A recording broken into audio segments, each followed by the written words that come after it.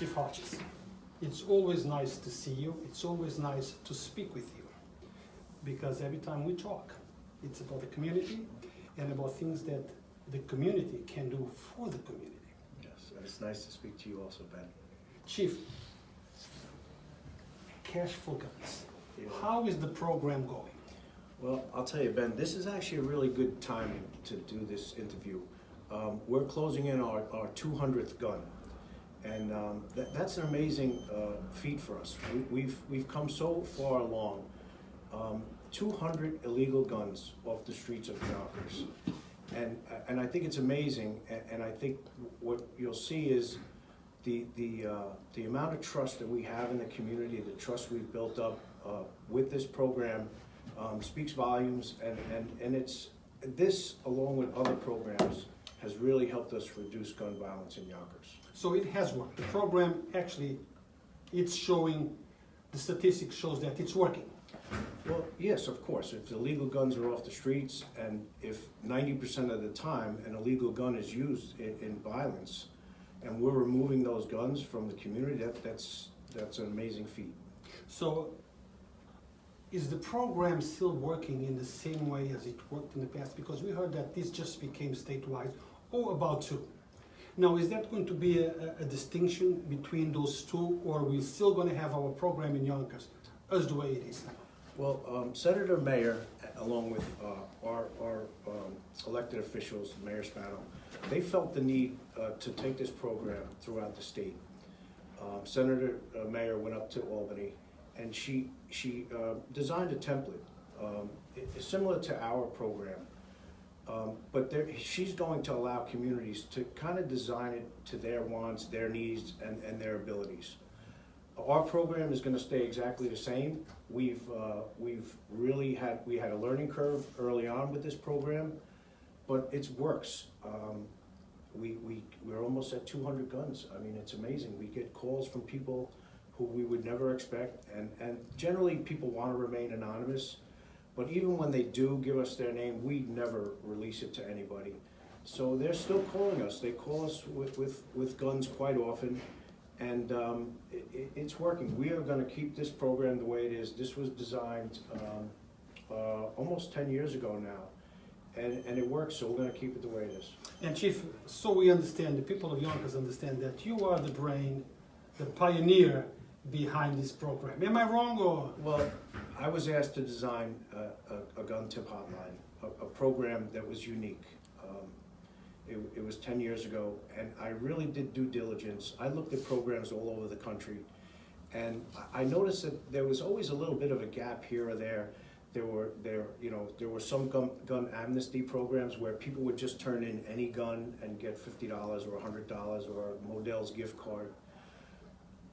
A lot of times we found that those guns, they're not used in any kind of violence. So we tried to make this as unique as possible, totally anonymous, and try to add like some fun stuff to it, like got guns. That was a nice gimmick for us. The 377 guns, we designed our own phone number. We really had to get a lot of buy-in from a lot of people. But this was a program that 10 years ago when I put it together, the commissioner at the time said, run with it, do it.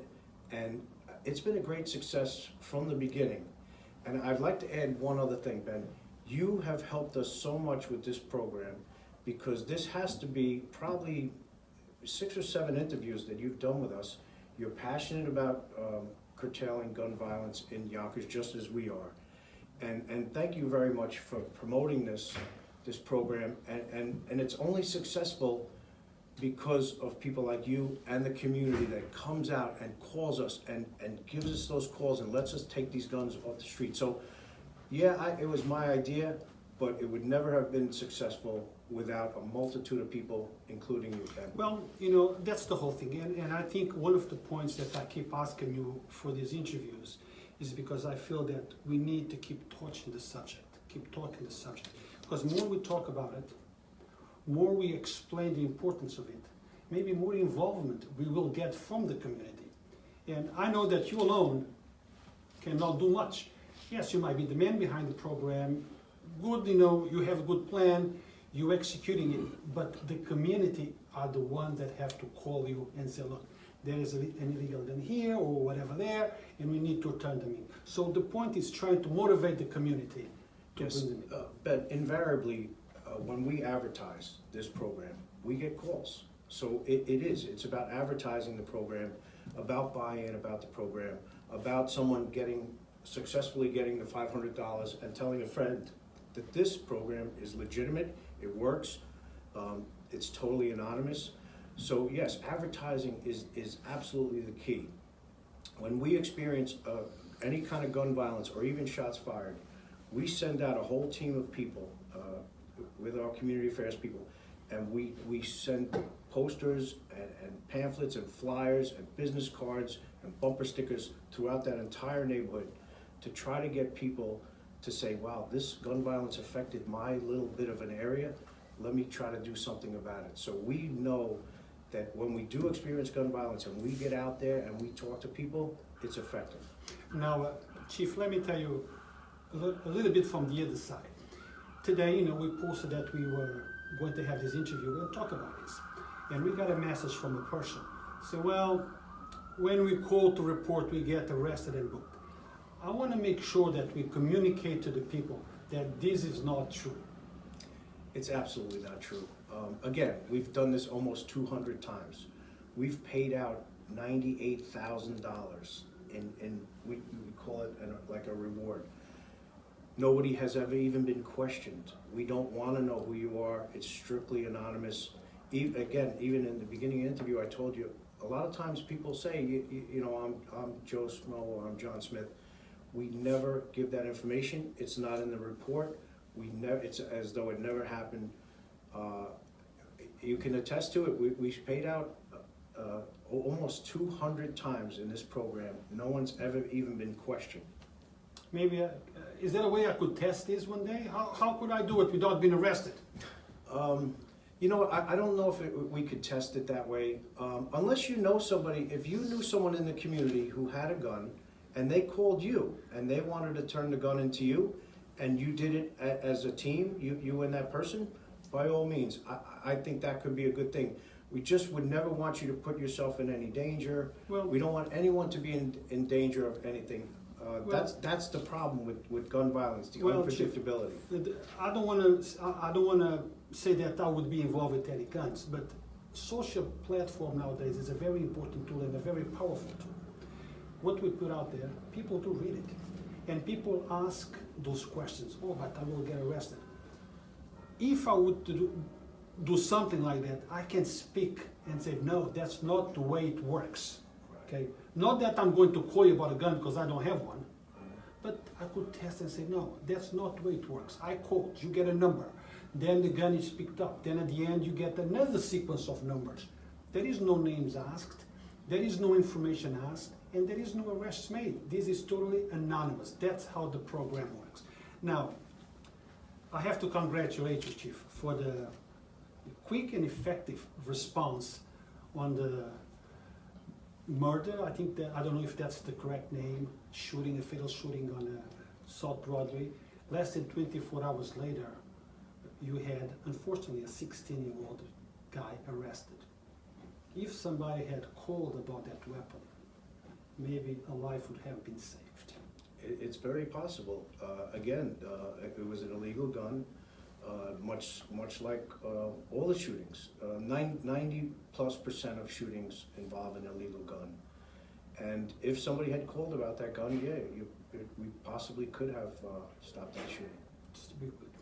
Now, Chief, sometimes when the shooting actually happens, or when somebody calls you about a gun, very often that's too late in the life of that person that has the gun. In respect of criminal intent, it's already there. What would you suggest, based on your experience, when a kid is 11, 12, and starts showing inclination for bad, associated with bad people, what should a parent look for to prevent that kid from actually doing something, buying a weapon, and putting on the right?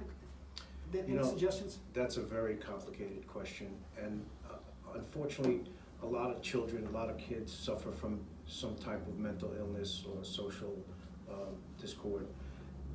It's up to the parent. Unfortunately, at that point, you would hope that a parent, a guardian, a teacher, somebody in their life sees, that these people have an impetus for violence and that they can get them the mental health they need. And that's a good point, Ben. When it comes to gun violence, we need partnerships with everybody. We need it with the mental health community. We need it with the Board of Education. We need it across the board. And I think that is the key to stop any kind of violence, particularly gun violence. We found that for a person to use a gun in violence, it doesn't happen often. You have to have a certain way about you to fire a gun in violence at somebody. And that's a very, very small population of people. And that even led us to another program that we started years back, and it was called the Top Shooter Program, which has morphed into the Top Offenders Program. A very, very small amount of people will use a gun, and those are the people that we want to target, not in a bad way. We want to get them help, mental health, or any kind of issues taken care of that they may have. And what about gangs in Yonkers? I don't want to go into specific of gangs itself, but sometimes gang groups, what's the correct terminology for it now? Not gangs, because we don't have gangs in Yonkers anymore? Do we call it something else? They're still called gangs. Okay. The problem when it comes to gangs, a lot of people join gangs because they don't have any kind of discipline or structure in their life. So unfortunately, that is the basic problem. And a lot of people will look to someone else to be a leader, and that leader of that group or gang or posse or street gang, whatever you want to call it, it's all semantics. They're looking for guidance, and unfortunately they find that guidance on the street when they should be finding it in a mentor, in a guardian, in a parent, in an adult that can take care of them essentially. Now, Chief, as a parent, and I speak with a lot of parents, sometimes they see the tendency that teenagers have the inclination for crime, maybe involved with, associated with people but they don't know how to handle it. They don't know what to do. They're afraid. Sometimes they are afraid. Do we have any kind of a programs that you know of you had that can address and be a little bit of a proactive? There's several programs out there. First of all, they should check with the local school, the teacher, the administrator, the counselors at school. But we have so many different programs in Yonkers. The Youth Police Initiative, the Police Explorer program. I know in the PAL, Doug Gray, who's the new executive director there, he's starting a mentoring program. So there's a multitude of places out there. And what I will do is maybe with your permission, we could put out all the programs that we have through our community affairs unit and let people know what avenue to take if they see this tendency. No, Chief. In regards to guns and teenagers, what is it that nowadays we see who kills who? It's a 16, 15, 17 young generations with weapons. Years ago was an adult that pulled the trigger, killed somebody, but they're getting younger and younger and younger. Is there anything wrong that with our society that makes these young folks? Well, that's another deep question. That's probably for psychologists and psychiatrists.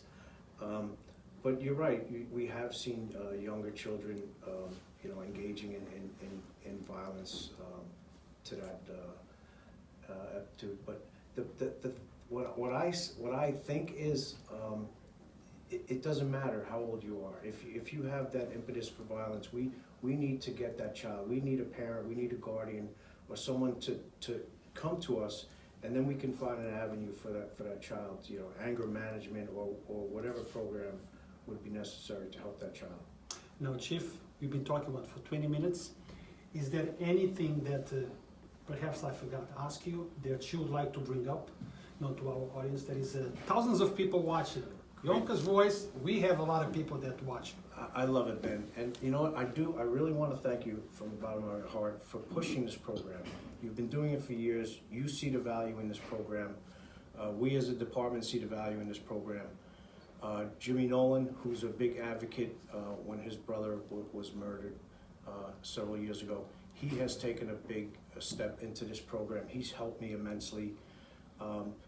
Here is a kid, a young kid that lost his brother to gun violence, and he could have gone the other way. He could have went that way, but he's actually committed his life now to stopping and curbing gun violence in honor of his brother. So I think this is starting to steamroll really good. This program in particular, but other programs and other people looking into violence, and our partnership with the community has never been better or stronger. When we have the trust of the community we serve, that is an amazing thing, and we as the Yonkers Police Department can say that, and we're very proud of that. Thank you, Chief. So guys, get involved. Don't just chat on social media. Actually take part, be part of the solution. If you know of an illegal gun, somebody who has one, motivate that person to turn that gun in. Because that gun that you turn in might be saving your own life. That life could be yours. So stay tuned. Thank you, Chief. Thank you, the Yonkers Police Department. Appreciate it. Thank you very much. So stay tuned for more.